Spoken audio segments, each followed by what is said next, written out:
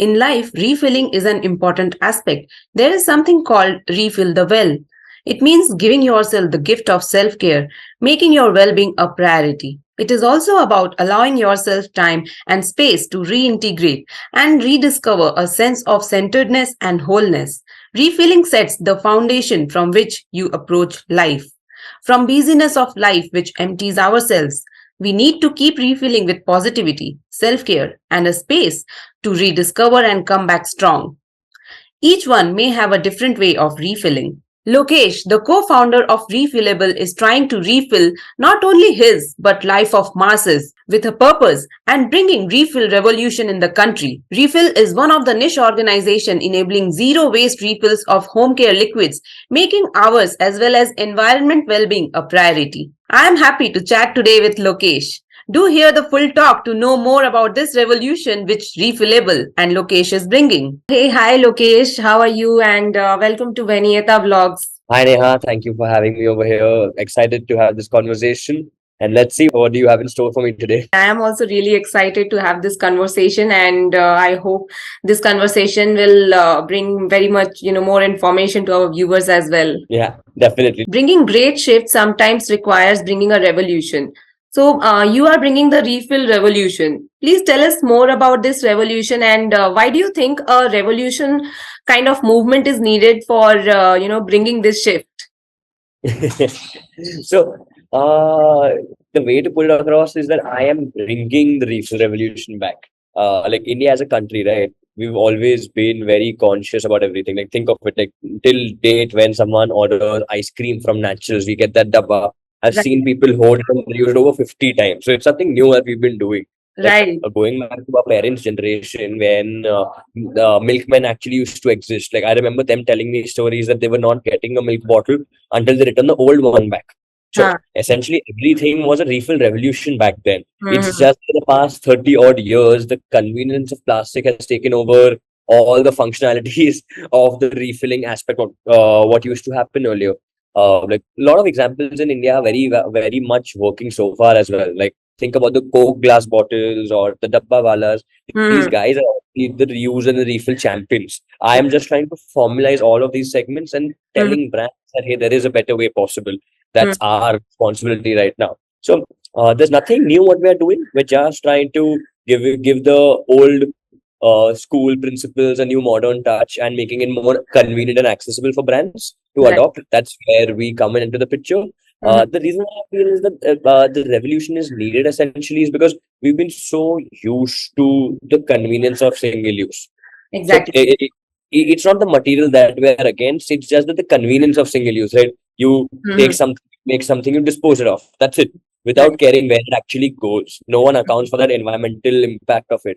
So Right. yeah, that's where we come in. That's why we feel that it's like a mindset shift, and mindset shifts can only work out when there is a revolution, when there is a Mhm. movement bigger than what you are a part of can actually work out. So Right. hence the refill revolution is here. Listening to you, I understand that revolution is needed here, and that will only bring the change or the change in the mindset as well. So, first of all, kudos to you for starting this revolution. But what made you start Refillable? I mean, was there a thought or an instance or a problem that you noticed? So the problem was right in front of us, right? Refillable is a brainchild of the pandemic primarily. While we were sitting at home, I saw my parents hold on to everything for three months because we did not know when were we gonna go out for next time, right? It made Mhm. us realize that why do we need so much packaging when we just need the product? The Mhm. product is just, the packaging is just the buy is the way I use the product, right? It's not needed. Why do I need a new virgin plastic bottle coming to my house every time when I require the same detergent only?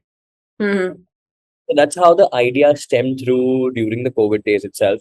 And yes, it kept on evolving to where we started. We started doing a pilot, and then we actually commercially made a refill vehicle, now being present in about 7 cities or so. We've obviously grown a lot in the entire trajectory. And we saw a lot of ups and downs through our customer feedback and all.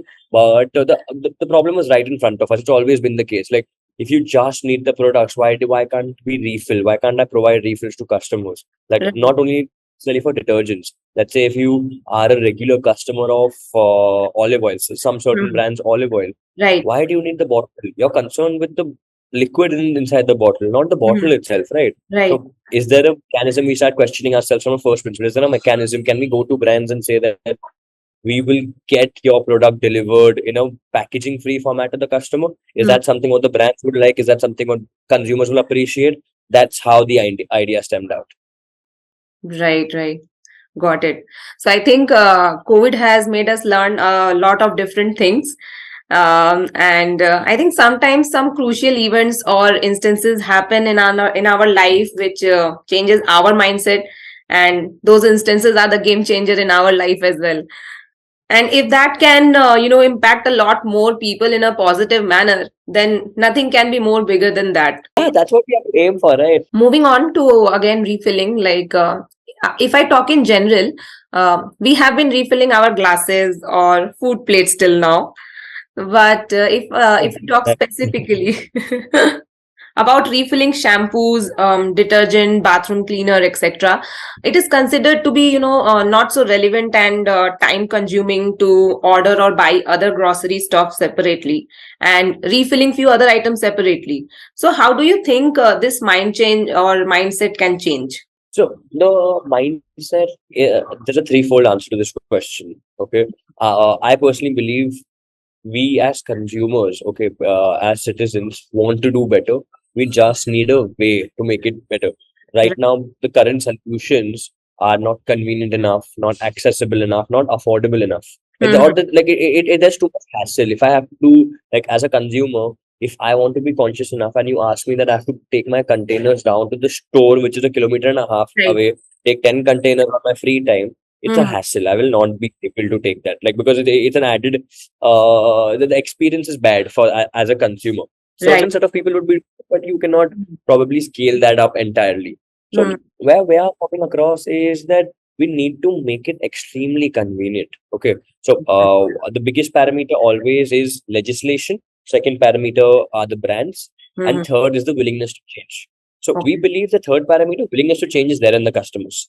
Hmm. Legislation, the government regularity is that there's a lot of information being spread out in the last 5 years itself. A lot of good information. Of course, you have to weed out the entire Right. greenwashing mechanism which is happening, but Hmm. there's a lot of good information being put up through various laws, systems which are coming into place for reuse also right now. So there's definitely a movement from the government's angle to enforce legislation on brands itself.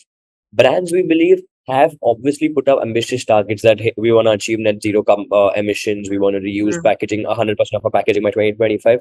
But there's a Right. lack of action involved in the brands. Or rather, the scale is so complex, the entire supply chain is so complex that it's not very easy for any one brand to do it. They Right. need to see a proof of concept that, oh, this is a possibility. This is the infrastructure is present. Like, think of it in a manner. Why EV cars are working today is because the charging infrastructure was developed 5 years ago. Right. It was Now it's convenient for brands to start an EV company and to start an EV brand and make a car or a bike at this point of time easier, rather, Yeah. because the charging infrastructure is set up. So Right. we are in that stage that currently we are setting up that charging infrastructure. We're setting up these reuse infrastructure so that the brands can come and leverage. So the regulations are coming in place. Brands are supposed to reuse by 2025.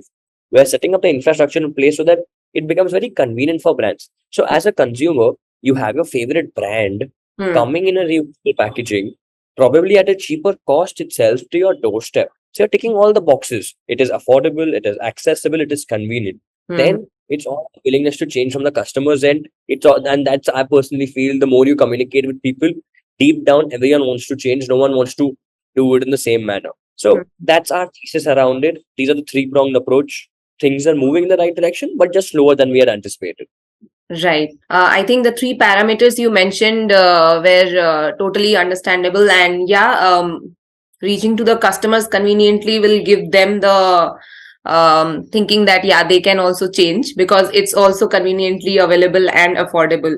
So that also answers my question for the cost benefit, that it will be light on the consumer's pocket as well. So they'll also get attracted towards that. And I mean, as and when people get more and more aware about the impact our actions have on the environment and ultimately on our lives, so they will also move towards this revolution. And I think that time is nearby, or rather I should say it has started already. Yeah, It has. It has. The kind of growth we've received in this year, in 2022 itself, last year rather, was immense through government support. Like talking about how support the government has been in 4 out of the 7 cities, the government helped us set up the infrastructure. They invited us over, Oh. showcase the solution to the brands that these are the things which are possible. So the need is definitely it's the need of the hour. And I personally believe it's just gonna keep increasing for the next 10 years. Like Right. India is going to be a superpower in sustainability for sure,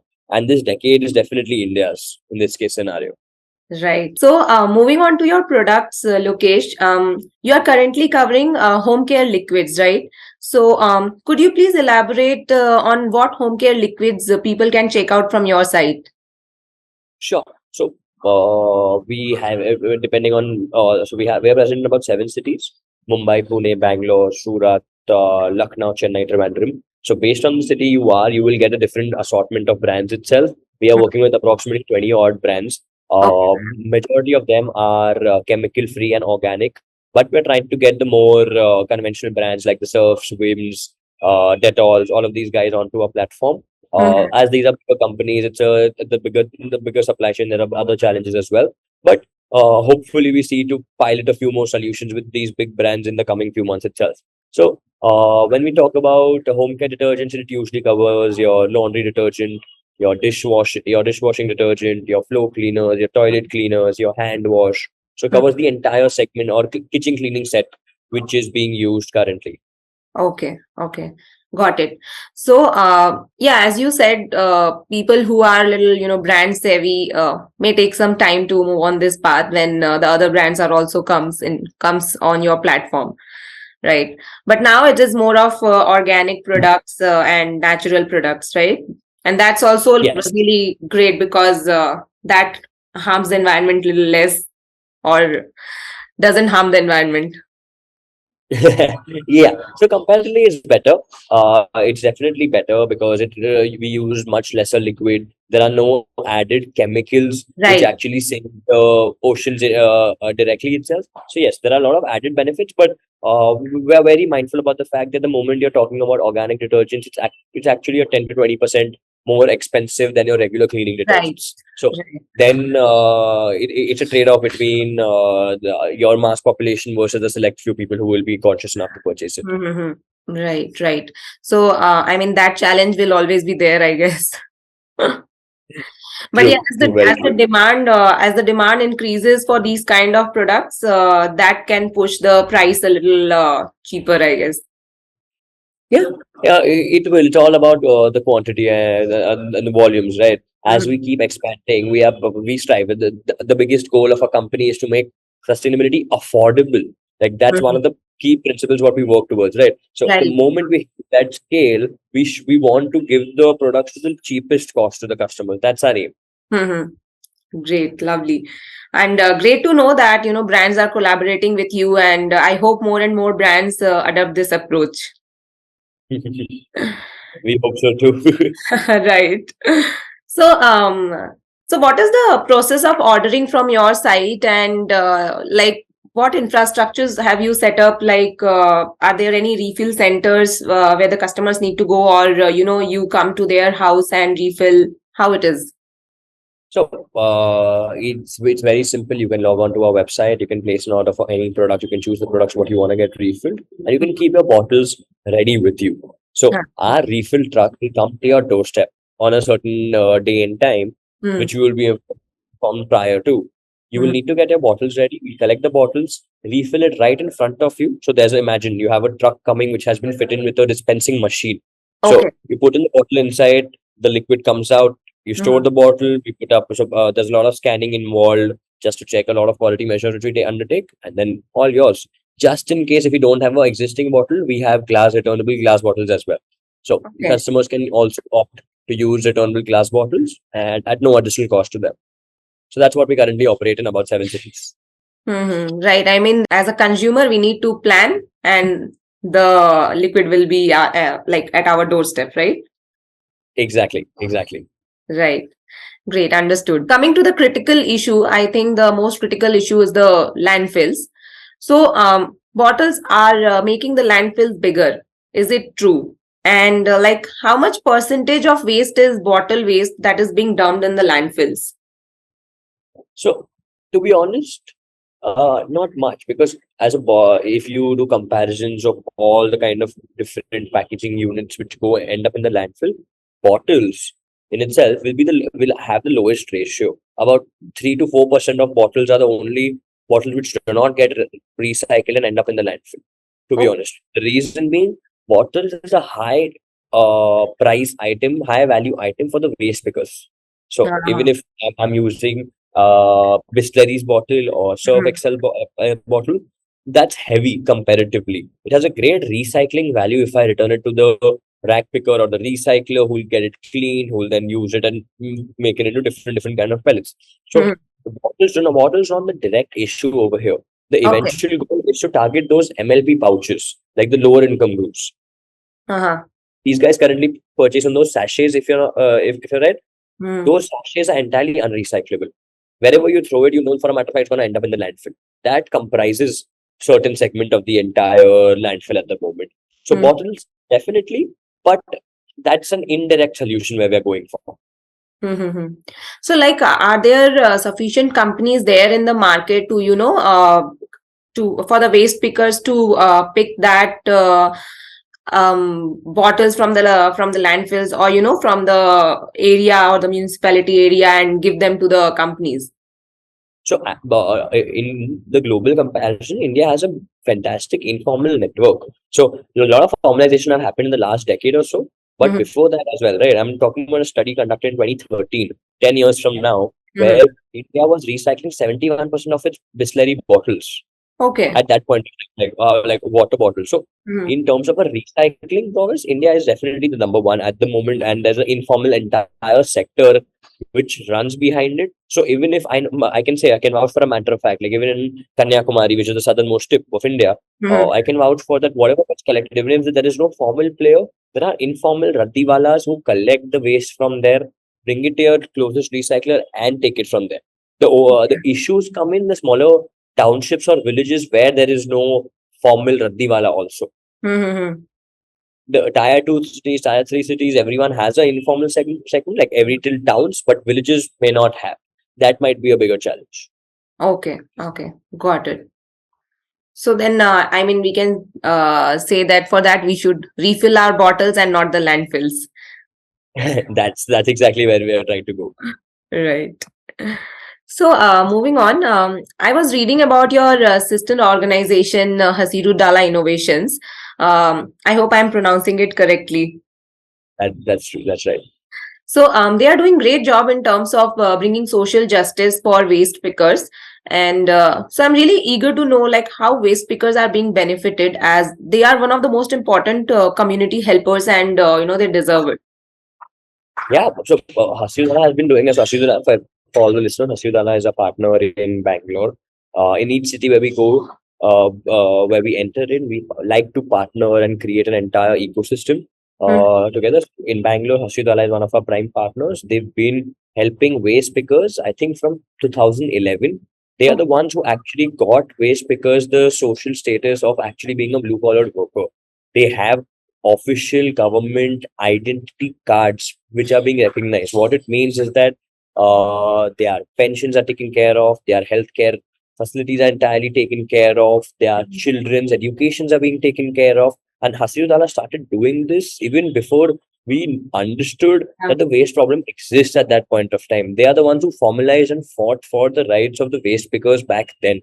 Mhm. And Hasirudala started off as an NGO, eventually also started a for-profit company, Hasudala Innovations itself.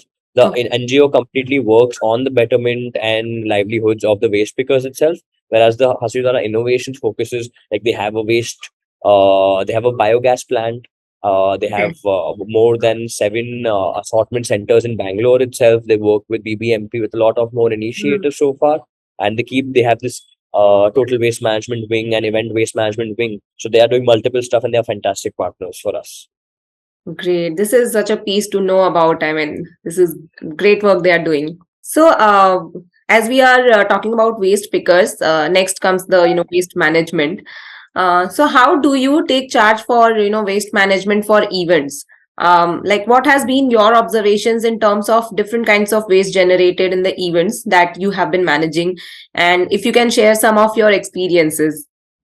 Sure. So, for all the listeners, what would be interesting to highlight is that directly after our graduation, the same co-founder started our first company by the name of Capable, which focused only on creating reusable products for the F&B industry, for the food and beverage industry. Hmm. And events actually account for more than 40% of our revenue since then.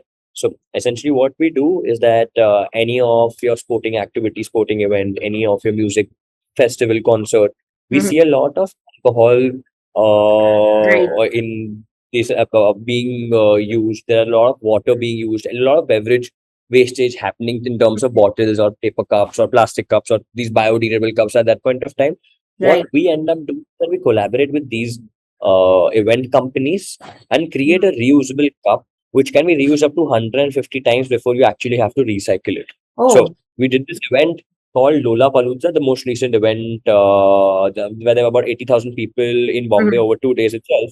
We eliminated over 200,000, like over 2 lakh bottles of water just by refilling. So you don't need to actually purchase a bottle of water. You can just go to a refill station, Mhm. refill in your existing cup itself, and water is free. That's what we did. So as a customer, usually when I go to an event, I'm overcharged for water. Here we've done the Mhm. democratized water where it's absolutely free, and that also without any kind of packaging waste. That's the number one thing. Then number Great. two, each time the customer reuses their own glass, reuses their own cup, we Mhm. give them a discount at the bar itself. That Oh. we are asking customers to keep reusing the packaging items what you have.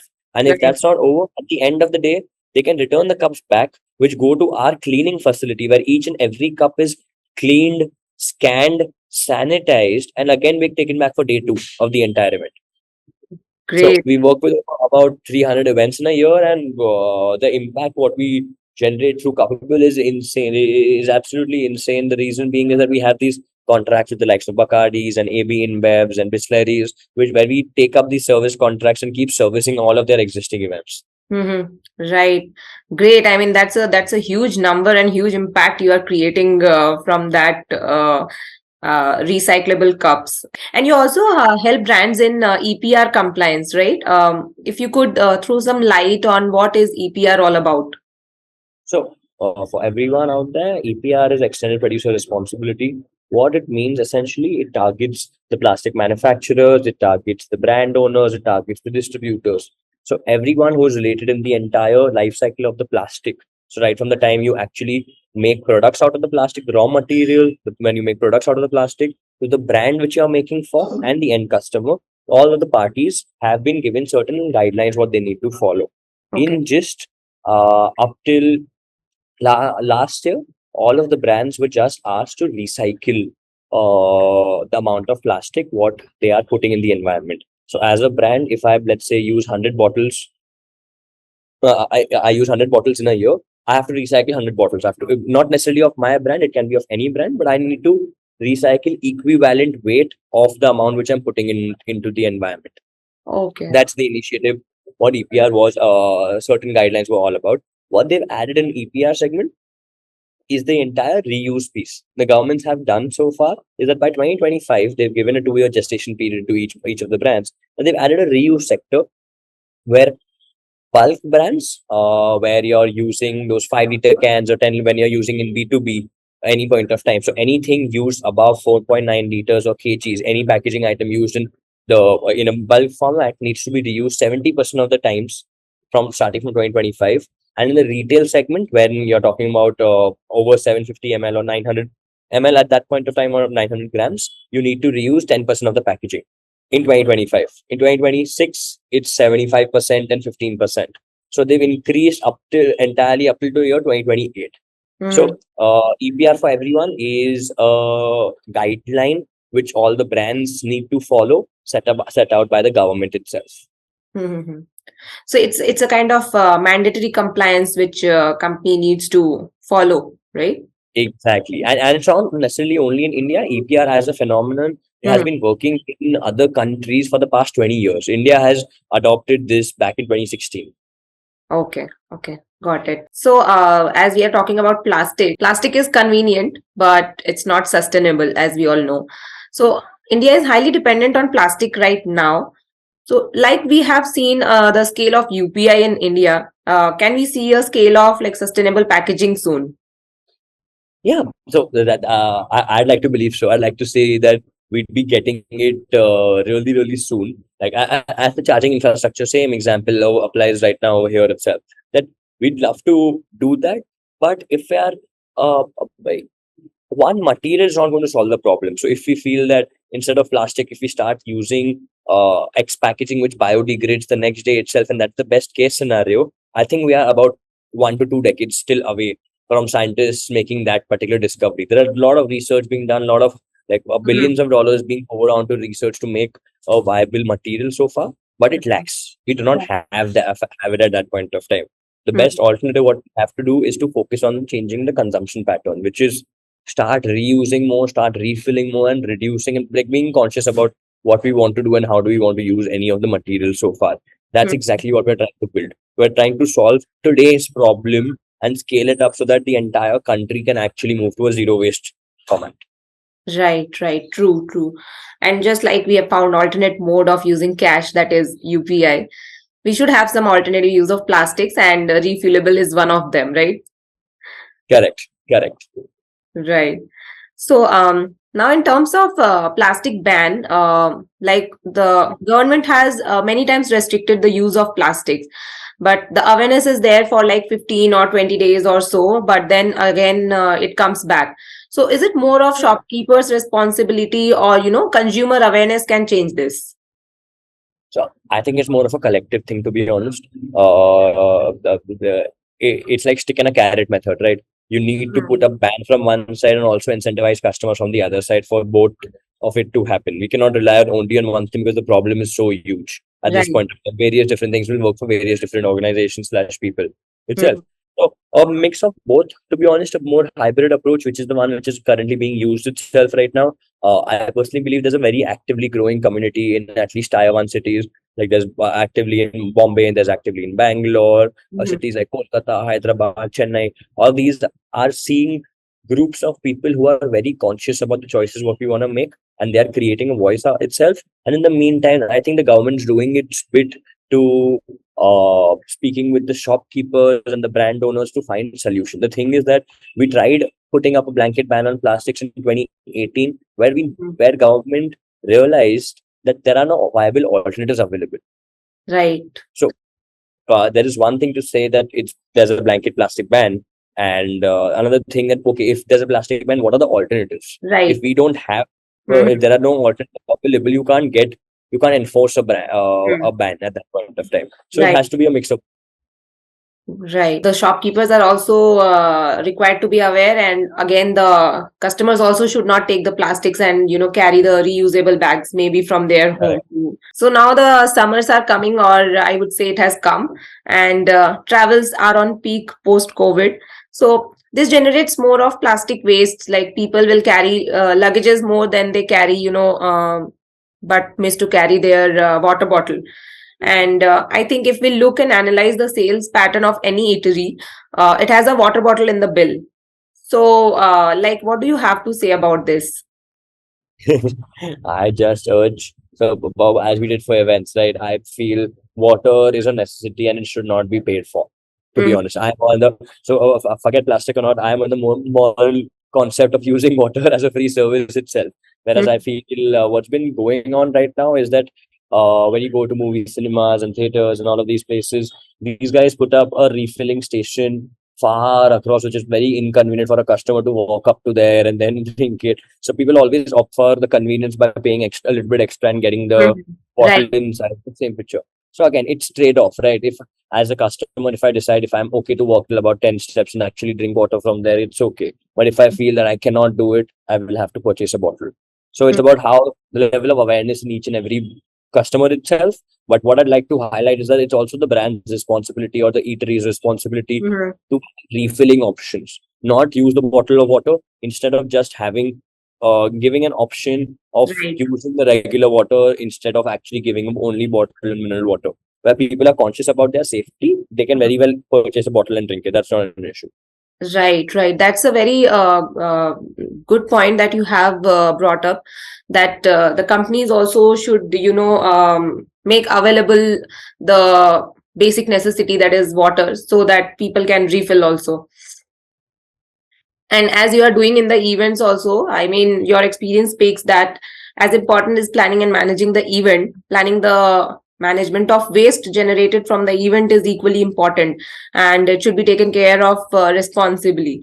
So, I mean, we should relate the success of an event to not only the footfalls or the number of tickets sold, but also the amount of waste generated from the event and how it got discarded or treated. And I think you are just redefining it. Trying to do as much as possible from our side. Yeah, that's the thing we can do and bring the change, right? Yep, yep. Now, the concept of reuse is still not in use in the way it should be. So, the question arises in everybody's mind that why we should reuse, as reuse word has been associated with second hand or rather not a good quality product, etc. So, what are your thoughts on this? So it's been made in that manner because it always was in the informal sector.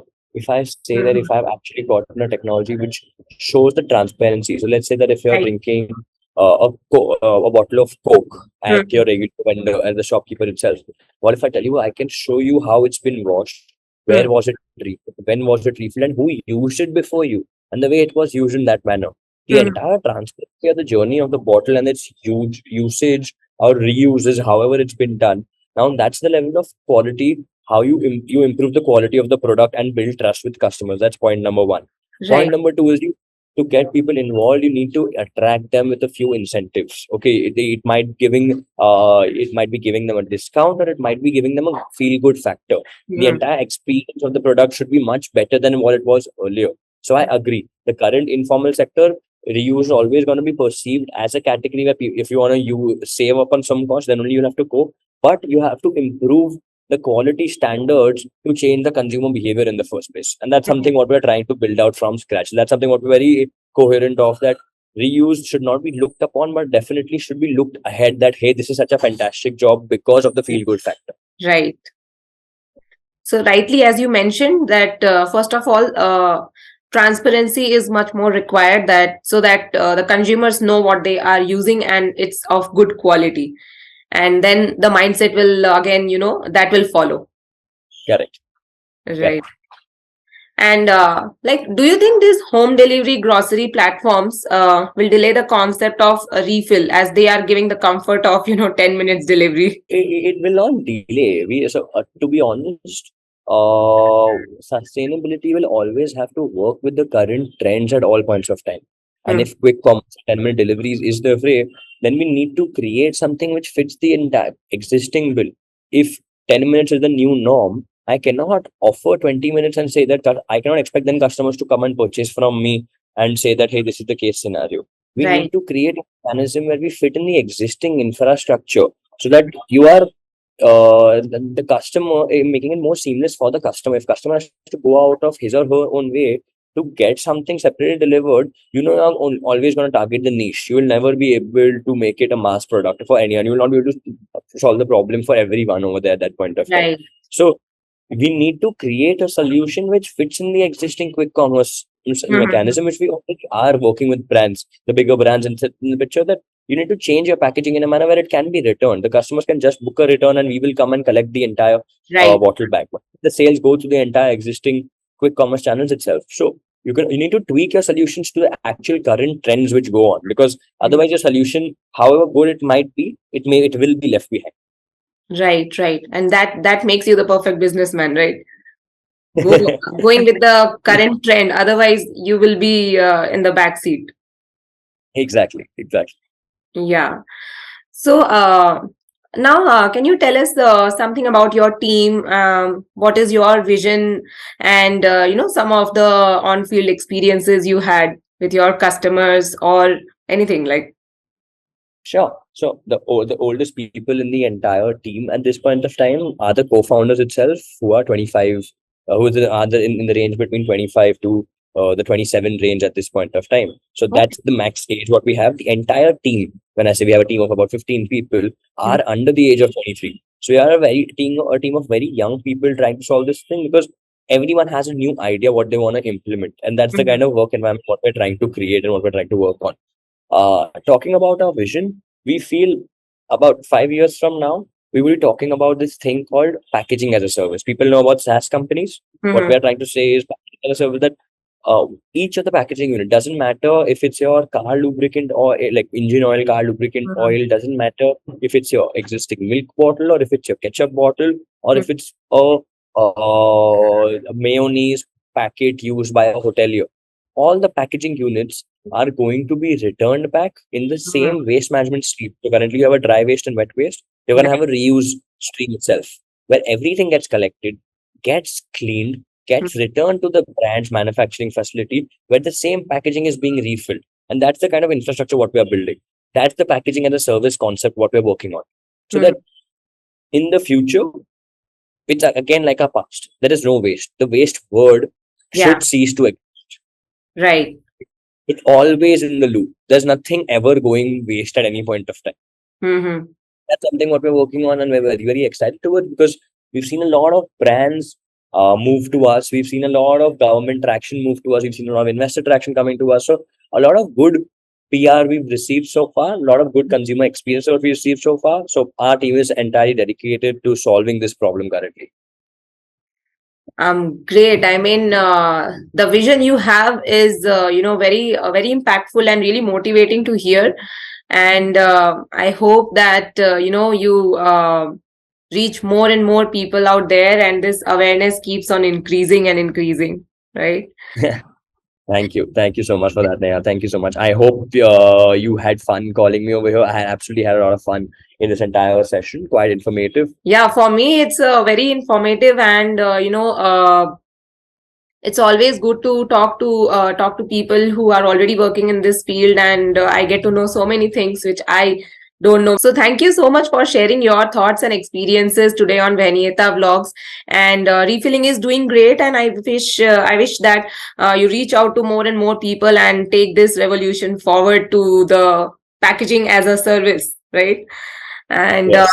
it was a very eye-opener kind of talk, and I hope more people gets aware about these things.